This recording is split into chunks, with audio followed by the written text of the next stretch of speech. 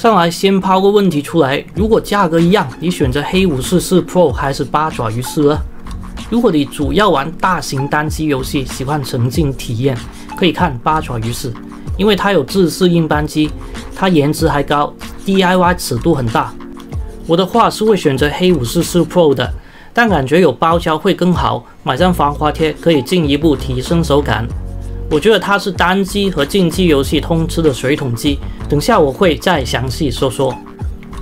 然后我再拉个仇恨锐评一下哈，544除了颜值和握持质感，其他方面可以说是全方位都比84强，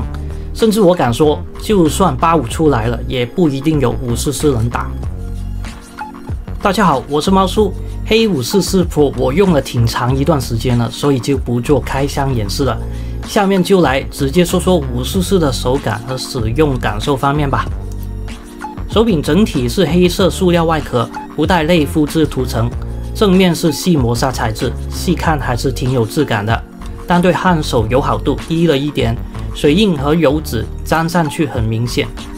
刺客信条版本就没有这个问题了，或者可以买包胶防滑贴来解决。背面分上下两个部分，一部分是细磨砂面，一部分是防滑凸点。摇杆方面是这款手柄最强的部分，用它来玩 FPS 竞技游戏很合适。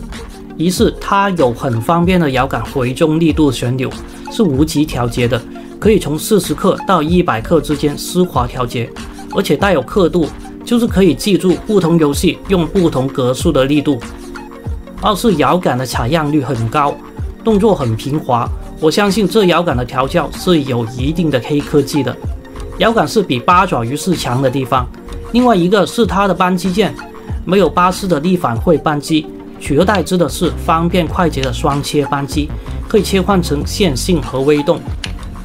这个微动扳机有一段很短的行程，它做到按压下去就能触发的同时，微动手感不会太硬，按压克数也不会太高，和按压鼠标手感很类似。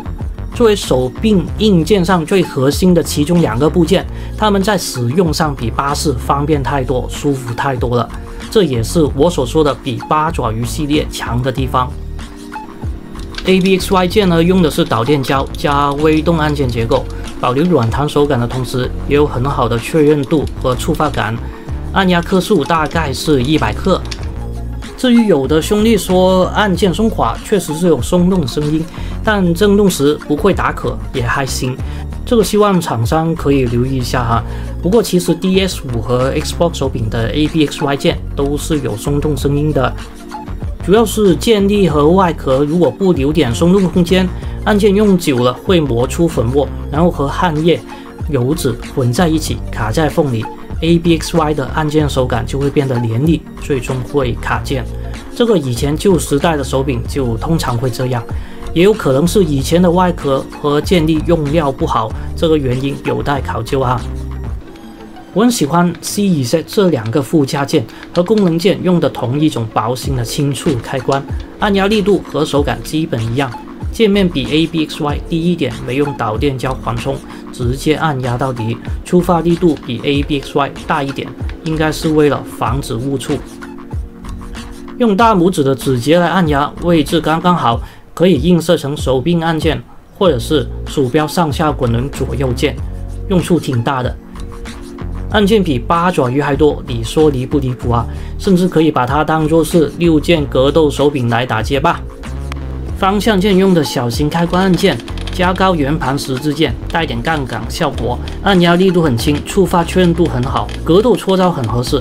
背面4个可自定义按键也是小型开关微动，外面2个按键不论什么握法都能很好的按压到，但里面2个按键在6指和吸手握持的时候很难触发到，玩单人游戏4指握持时还好。